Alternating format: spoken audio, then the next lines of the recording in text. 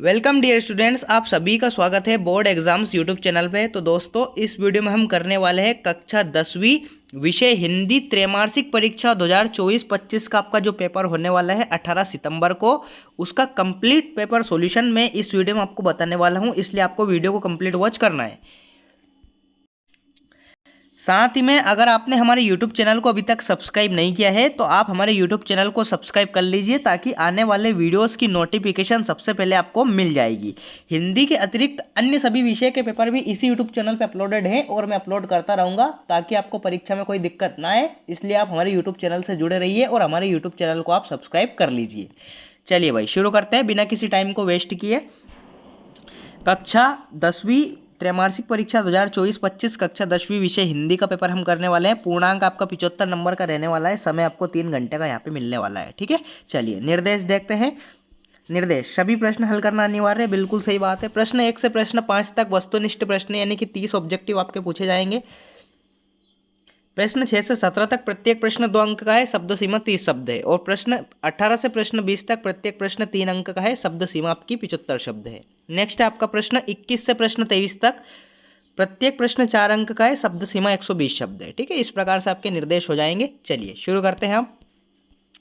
पहला क्वेश्चन क्या है आपका, सही विकल्प का चयन करके आपको लिखना है। ठीक है, चलिए पहला क्वेश्चन, हिंदी के पद्य साहित्य का दूसरा काल कौन सा है ये आपको बताना है। ठीक है, ए ऑप्शन है इसका रीतिकाल, बी ऑप्शन है इसका आदिकाल, सी ऑप्शन है इसका भक्तिकाल और डी ऑप्शन है इसका आधुनिक काल। तो हिंदी पद्य साहित्य का दूसरा काल कौन सा है? भक्तिकाल इस क्वेश्चन का राइट आंसर हो जाएगा। सी ऑप्शन इस क्वेश्चन का करेक्ट आंसर आ जाएगा। ठीक है, C option. Next question, question number 2 आपसे पूछा गया है, गोपियों को ज्ञान व योग की बातें कैसी लगती थी। ठीक है, ये आपको बताना है। ठीक है, तो इसके ऑप्शंस क्या क्या है? पहला है मधुर, बी ऑप्शन है इसका नीरस, सी है इसका कड़वी ककड़ी सी और डी ऑप्शन है इसका अग्नि के समान। तो गोपियों को ज्ञान व योग की बातें कैसी लगती है? कड़वी ककड़ी सी लगती है। तो सी ऑप्शन इस क्वेश्चन का करेक्ट आंसर आ जाएगा। नेक्स्ट क्वेश्चन, कलम का जादूगर किसे कहा जाता है ये आपको बताना है। ठीक है, ए ऑप्शन है इसका स्वयं प्रकाश जी को, बी ऑप्शन है इसका सर्वेश्वर दयाल सक्सेना जी को, सी ऑप्शन है इसका मनु भंडारी को, डी ऑप्शन है इसका रामवृक्ष बेनीपुरी को। तो क्वेश्चन नंबर 3 का करेक्ट आंसर क्या जाएगा? कलम का जादूगर किसे कहा जाता है? कलम का जादूगर कहा जाता है रामवृक्ष बेनीपुरी जी को, यानी कि डी ऑप्शन इस क्वेश्चन का करेक्ट आंसर आ जाएगा। ठीक है, डी ऑप्शन। नेक्स्ट क्वेश्चन देखते हैं। क्वेश्चन नंबर 4, नेताजी का चश्मा पाठ की विधा कौन सी है ये आपको बताना है। ठीक है, ए ऑप्शन है इसका एकांकी, बी ऑप्शन है इसका निबंध, सी ऑप्शन है इसका व्यंग और डी ऑप्शन है इसका कहानी।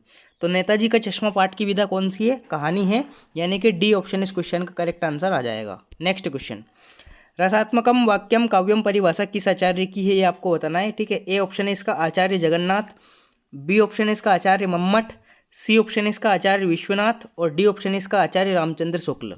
तो क्वेश्चन नंबर 5 का करेक्ट आंसर क्या जाएगा? रसात्मकम वाक्यम काव्यम, यह परिभाषा किस आचार्य की है? तो यह परिभाषा आपके आचार्य विश्वनाथ की है, यानी कि सी ऑप्शन इस क्वेश्चन का राइट आंसर आ जाएगा। Next question, question number 6, Bholanath के पिता किसके भक्त थे आपको बताना है। ठीक है, ए ऑप्शन है इसका गणेश जी के, बी ऑप्शन है इसका शिव जी के, सी ऑप्शन है इसका दुर्गा माता के और डी ऑप्शन है इसका कृष्ण जी के। तो क्वेश्चन नंबर 6 का करेक्ट आंसर क्या हो जाएगा? शिव जी के, यानी कि बी ऑप्शन इस क्वेश्चन का राइट आंसर आ जाएगा। तो इस प्रकार से आपके 6 नंबर के सही विकल्प हो जाएंगे। ठीक है, सही विकल्प यहाँ पे हो जाएंगे। ये 3 यहाँ पे दे रखे और 3 यहाँ पे दे रखे, ये मैंने आपको बता दी है। चलिए नेक्स्ट क्वेश्चन की ओर बढ़ते हैं।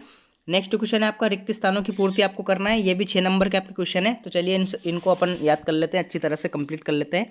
पहला क्वेश्चन क्या है, सूरदास जी मुख्यतः रिक्त स्थान रस के कवि हैं। तो भगवान सूरदास जी किसके, कौन से रस के कवि हैं? कवि सूरदास जी मुख्यतः वात्सल्य रस के कवि हैं। ठीक है, वात्सल्य रस के कवि हैं ये। वात्सल्य, इन्होंने श्री कृष्ण भगवान के बारे में बहुत सारी चीज़ें बताई है, उनके बाल स्वरूप का वर्णन किया है। तो वात्सल्य रस के ये कवि हैं। गोपियाँ उद्धव को रिक्त स्थान मानती हैं, क्या मानती है? हतभागी मानती है, बड़भागी मानती है? तो गोपियाँ उद्धव को बड़भागी मानती है। ठीक है, बड़भागी। जीवनी गद्य की कैसी विधा है? महत्वपूर्ण विधा है या गौण विधा है? तो जीवनी गद्य की गौण विधा है। ठीक है, गौण विधा। नायक नायिका के संयोग वियोग का वर्णन किस रस में होता है? शांत या श्रृंगार? तो ये श्रृंगार रस में होता है। ठीक है, श्रृंगार इसका राइट आंसर आ जाएगा। भोलानाथ के पिता आटे की गोलियां रिक्त स्थान को खिलाते थे, मछलियों को खिलाते थे। ठीक है, ना कि बगुलों को, मछलियों, इसको राइट आंसर आ जाएगा। चौपाई के प्रत्येक चरण में कितनी मात्राएं होती है? तो चौपाई के प्रत्येक चरण में 16 मात्राएं होती है, ये आप सभी को पता ही होगा। ये एक सममात्रिक छंद होता है। तो इस प्रकार से आपके 6 नंबर के रिक्त स्थान यहाँ पे कंप्लीट हो जाते हैं। नेक्स्ट क्वेश्चन है आपका सही जोड़ी का बनाइए, सही जोड़ी का मिलान आपको करना है। स्तंभ आ को स्तंभ बा से यहाँ पे मैच करना है। थोड़ा सा जूम कर लेते हैं ताकि आपको कोई दिक्कत ना आए। आत्मकथ्य, आत्मकथ्य को कहीं से मैच करना है आपको? आत्मकथ्य को मैच करना है आपको जयशंकर प्रसाद से। तीन वर्णों का मेल क्या होता है? गण होता है। एकमात्र सहारा के लिए मुहावरा, अंधे की लाठी एकमात्र सहारा। अलंकार, अलंकार को आपको मैच करना है आभूषण से, ठीक है। कैप्टन चश्मे वाला को मैच करना है आपको प्रतिमा पर चश्मा।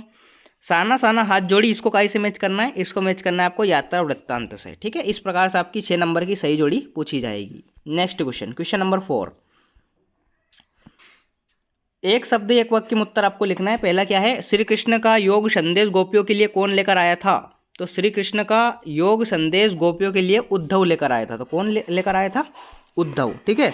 उद्धव इसका राइट आंसर आ जाएगा, पहले का करेक्ट आंसर आ जाएगा इसमें उद्धव। नेक्स्ट क्वेश्चन, सूर सारावली के कवि का नाम क्या है? सूर सारावली के कवि का नाम है सूरदास। क्या है?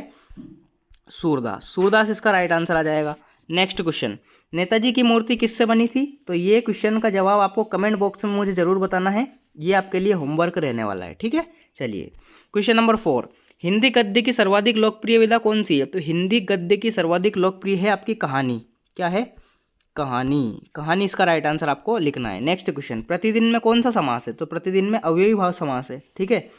अवयवी भाव समास, ठीक है। प्रतिदिन में कौन सा समास हो जाएगा? अव्ययी भाव समास इसमें राइट आंसर हो जाएगा। नेक्स्ट क्वेश्चन, विपदा के समय भोलानाथ किसकी शरण में जाता है? तो विपदा के समय भोलानाथ अपनी माँ की शरण में जाता है। तो माँ की शरण में इसका राइट आंसर आ जाएगा, ठीक है। माँ की शरण में, ये इसका राइट आंसर आ जाएगा। नेक्स्ट क्वेश्चन, क्वेश्चन नंबर 5, सत्य सत्य का चयन करके आपको लिखना है। पहला क्वेश्चन है आपका, गोपियों कृष्ण के द्वारा चुराए गए अपने मन को वापस मांग रही है। बिल्कुल सत्य बात है, सत्य इसमें राइट आंसर आ जाएगा, ठीक है। पहले में आपका सत्य आ जाएगा। नेक्स्ट क्वेश्चन, एक अंक वाली रचना कहानी कहलाती है? नहीं, एक अंक वाली रचना एकांकी कहलाती है, तो इसलिए ये असत्य आ जाएगा, ठीक है, असत्य।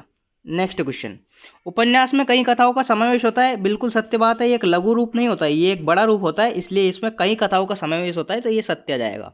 तारकेश्वर नाथ ही भोलानाथ है? बिल्कुल सत्य बात है, ठीक है, सत्य इसमें राइट आंसर आ जाएगा। रामचरितमानस कैसा काव्य? महाकाव्य है क्या? बिल्कुल सत्य बात है, रामचरितमानस एक महाकाव्य है, इसमें भी आपका सत्य आ जाएगा। लास्ट है आपका, त्रिभुवन में द्वंद्व समास है? नहीं, त्रिभुवन में द्विगु समास हो जाएगा, क्योंकि इसमें एक संख्या आई है, इसलिए द्विगु समास हो जाएगा, तो ये आपका असत्य रहने वाला है, ठीक है, असत्य। तो इस प्रकार से आपके सत्य असत्य यहाँ पे हो जाते हैं। मैंने आपको सारे के सारे यहाँ पे लिख के बता दिए हैं, तो आप इसका स्क्रीनशॉट ले लीजिए। Next question, question number 5। अब 2-2 नंबर के क्वेश्चन आपके शुरू होते हैं, तो इसलिए आप इनको अच्छी तरह से याद करना है आपको। चलिए प्रश्न 5, प्रगतिवाद की 2 विशेषताएं लिखिए या फिर प्रवृत्तियां लिखिए, ये आपको लिखना है। रीतिकाल को श्रृंगाल काल क्यों कहा जाता है, ये आपको बताना है। 2 नंबर का ये क्वेश्चन है। नेक्स्ट क्वेश्चन, छठा, सूरदास की 2 रचनाओं के नाम एवं काव्यगत विशेषताएं लिखिए, अथवा इसका गोस्वामी तुलसीदास की 2 रचनाओं के नाम एवं काव्यगत विशेषताएं आपको बतानी है। प्रश्न 17 है आपका, उद्धव के व्यवहार की तुलना किससे की गई है, अथवा इसका गोपियों द्वारा उद्धव को भाग्यवान कहने में क्या व्यंग निहित है, ठीक है। नेक्स्ट 8वां, परशुराम के क्रोध करने पर लक्ष्मण के धनुष टूट जाने के लिए कौन कौन से तर्क दिए हैं, अथवा इसका लक्ष्मण ने वीर योद्धा की क्या क्या विशेषताएं बताई है, ठीक है। 2-2 नंबर के क्वेश्चन है, आप इसका स्क्रीनशॉट ले लीजिए, ठीक है। प्रश्न 5, 6, 7, 8 चारों का, ठीक है। नेक्स्ट देखते हैं। नेक्स्ट है आपका 9वां क्वेश्चन। 9वां क्वेश्चन है आपका, चौपाई छंद की परिभाषा उदाहरण सहित आपको लिखना है, और अथवा इसका अतिशयोक्ति अलंकार की परिभाषा उदाहरण सहित आपको लिखना है। प्रश्न 10वां है आपका, महाकाव्य एवं खंड काव्य में अंतर लिखिए, कोई 2, और अथवा इसका 10वां रस किसे माना गया है, तो वात्सल्य रस को माना गया है, ठीक है, ये आप लिख सकते हैं 10वां। 11वां क्या है आपका, रिपोर्तार्ज किसे कहते हैं, ये आपको बताना है, अथवा इसका हिंदी साहित्य के 2 निबंधकारों के नाम एवं उनकी रचनाएं लिखिए। 12वां क्वेश्चन है आपका, आत्मकथा और जीवनी में कोई 2 अंतर आपको लिखना है, या फिर अथवा इसका कहानी और उपन्यास में कोई 2 अंतर आपको बताना है। Next question, question number 13। Question number 13 क्या है आपका, मनु भंडारी की भाषा शैली एवं 2 रचनाओं के नाम लिखिए, अथवा इसका स्वयं प्रकाश जी की भाषा शैली एवं 2 रचनाओं के नाम आपको बताना है, ये भी 2 नंबर का क्वेश्चन है। नेक्स्ट क्वेश्चन, क्वेश्चन नंबर 14 है आपका, भगत की पुत्रवधू उन्हें अकेला क्यों नहीं छोड़ना चाहती थी, अथवा इसका सेनानी ना होते हुए भी चश्मे वाले को लोग कैप्टन क्यों कहते थे, ये आपको बताना है। 2 नंबर का क्वेश्चन है। नेक्स्ट क्वेश्चन, प्रश्न 15, अर्थ के आधार पर वाक्य के भेद लिखिए, 8 भेद होते हैं, ये आपको लिखना है, अथवा इसका संधि किसे कहते हैं, संधि के भेद लिखिए, ठीक है, ये आपको बताना है, ये भी आपका 2 नंबर का क्वेश्चन है। नेक्स्ट क्वेश्चन, 16वां क्वेश्चन है आपका, निम्नलिखित वाक्यों को निर्देश अनुसार परिवर्तित करके लिखना है आपको। पहला है मैं कल भोपाल जाऊंगी। दूसरा है आपका मैं यह आपका विद्यालय, इसको निषेधवाचक बनाना है।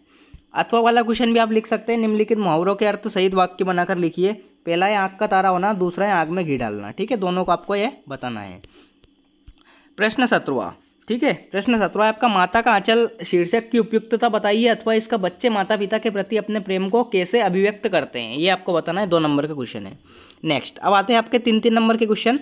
तो 18वां क्वेश्चन क्या है आपका, निम्नलिखित पद्यांश की संदर्भ प्रसंग सहित व्याख्या आपको करनी है। 2 पद्यांश दे रखे हैं, ये पहला है, इसके अथवा में दूसरा है। दोनों में से कोई सा भी आप एक कर सकते हैं जो आपको अच्छी तरह से समझ में आ रहा हो, जो अच्छी तरह से आपको याद हो। संदर्भ प्रसंग सहित व्याख्या आपको करनी है। 3 नंबर का ये क्वेश्चन है। नेक्स्ट क्वेश्चन, क्वेश्चन नंबर 19 है आपका, निम्नलिखित गद्यांश की यहाँ पे आपको संदर्भ प्रसंग व्याख्या करनी है। यहाँ पे भी 2 रखे, यह वाला पहला है, यह वाला दूसरा है। दोनों में से कोई सा भी आप एक कर लीजिए और अच्छी तरह से आप कंप्लीट कर लीजिए। ठीक है, नेक्स्ट क्वेश्चन 20वां, निम्नलिखित विषयों पर अनुच्छेद लिखिए। मेरे जीवन का लक्ष्य और अथवा इसका विज्ञापन लेखन से क्या है, ये आपको बताना है। ये आपका 3 नंबर का क्वेश्चन होने वाला है।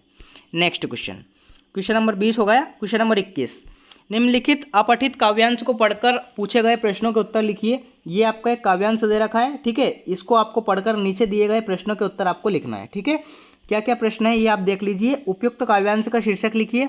दूसरा है आपका, आप अपने देश से प्यार क्यों करते हैं। और तीसरा है आपका, उक्त काव्यांश का भावार्थ लिखिए। ये तीनों क्वेश्चन के आंसर आपको इसी पैसेज में से देख के लिखना है। ठीक है, नेक्स्ट, अगर किसी को काव्यांश समझ में नहीं आ रहा हो, 4 नंबर का क्वेश्चन है, तो इसके अथवा में अपन गद्यांश भी देख लेते हैं। ये गद्यांश दे रखा है, गद्यांश भी आप कर सकते हैं। ठीक है, निम्नलिखित अपठित गद्यांश को पढ़कर पूछे गए प्रश्नों के उत्तर आपको लिखना है। ठीक है, ये यहाँ पे भी 3 क्वेश्चन दे रखे हैं, इनके आंसर्स आपको इसी पैसेज में से देखने को मिलेंगे। ठीक है, चलिए नेक्स्ट, प्रश्न 22 है आपका, विद्यालय को प्राचार्य को शाला शुल्क से मुक्ति हेतु आवेदन पत्र लिखिए। 4 नंबर का क्वेश्चन है। अथवा है इसका, परीक्षा में प्रथम स्थान प्राप्त करने पर अपने मित्र को बधाई पत्र लिखना है। लेटर एप्लीकेशन आपसे पूछी गई है, कोई सा भी आप एक कर लीजिए। 23वां और अंतिम प्रश्न है आपका, निम्नलिखित विषयों पर रूपरेखा सहित निबंध लिखिए। पहला है आपका, शिक्षा के क्षेत्र में इंटरनेट की उपयोगिता। दूसरा है विद्यार्थी जीवन में खेलों का महत्व। तीसरा है शिक्षित बेरोजगारी, कारण एवं समाधान। चौथा है दैनिक जीवन में महंगाई का असर। ठीक है, 4 नंबर का क्वेश्चन है, इजीली आप इसको कर सकते हैं। ठीक है, चलिए जी, तो इस प्रकार से मैंने आपको कंप्लीट यहाँ पे जो आपका हिंदी का पेपर होने वाला है 18 सितंबर को, उसका कंप्लीट पेपर सॉल्यूशन मैंने आपको यहाँ दे दिया है। अगर आपको किसी भी प्रकार का डाउट है तो मुझे कमेंट सेक्शन में जरूर बताइए और आप हमारे यूट्यूब चैनल से जुड़े रहिए। हमारे यूट्यूब चैनल पे आपको बेहतरीन तैयारी कराई जाती है परीक्षा को लेकर, चाहे वो कोई सी भी परीक्षा हो आपकी, बोर्ड परीक्षा से लेकर त्रैमासिक अर्धवार्षिक, कोई सी भी आपकी परीक्षा हो, कक्षा 5वीं से कक्षा 12वीं तक। मिलते हैं अगले पेपर के साथ नेक्स्ट वीडियो में, तब तक के लिए टाटा बाय बाय, जय हिंद, वंदे मातरम।